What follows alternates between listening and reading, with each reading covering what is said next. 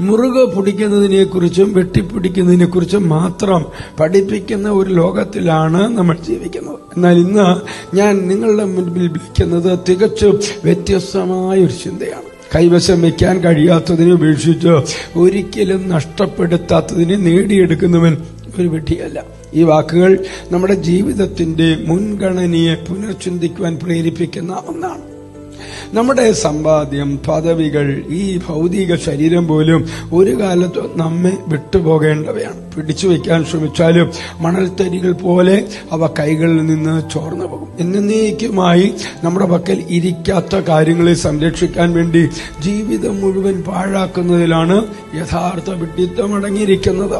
വിശുദ്ധ ബൈബിൾ നമ്മെ ഇപ്രകാരം ഓർമ്മിപ്പിക്കുന്നു: ഒരു മനുഷ്യൻ സർവ്വ ലോകവും നേടിയിട്ടും തന്റെ ജീവനെ നഷ്ടപ്പെടുത്തിയാൽ അവന് എന്ത് പ്രയോജനം?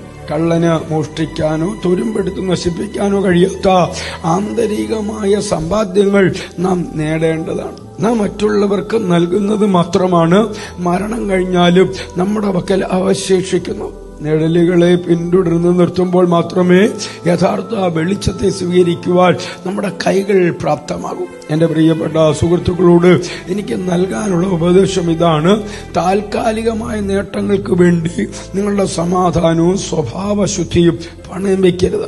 അവസാന ശ്വാസത്തിലും നമ്മെ വിട്ടുപോകാത്ത സ്നേഹം, കാരുണ്യം, ആത്മീയമായ ഉണർവ് എന്നിവയിൽ നിക്ഷേപം നടത്തുക.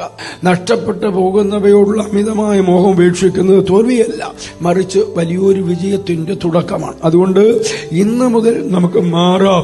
നിലനിൽക്കാത്തവയ്ക്ക് പിന്നാലെ ഓടുന്നത് നിർത്തി ശാശ്വതമായത് മുറുകെ പിടിക്കാം.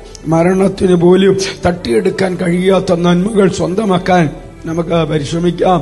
വെളിച്ചത്തിനു വേണ്ടി മെഴുകുതിരിയെ ഉപേക്ഷിക്കുവാൻ തയ്യാറുള്ള വിവേകികളായി നമുക്ക് മാറാം. ക്രിസ്തുയേശുവിലൂടെ നിത്യതയ്ക്ക് ഉതകുന്ന ഒരു നല്ല ദിവസം ആശംസിക്കുന്നു.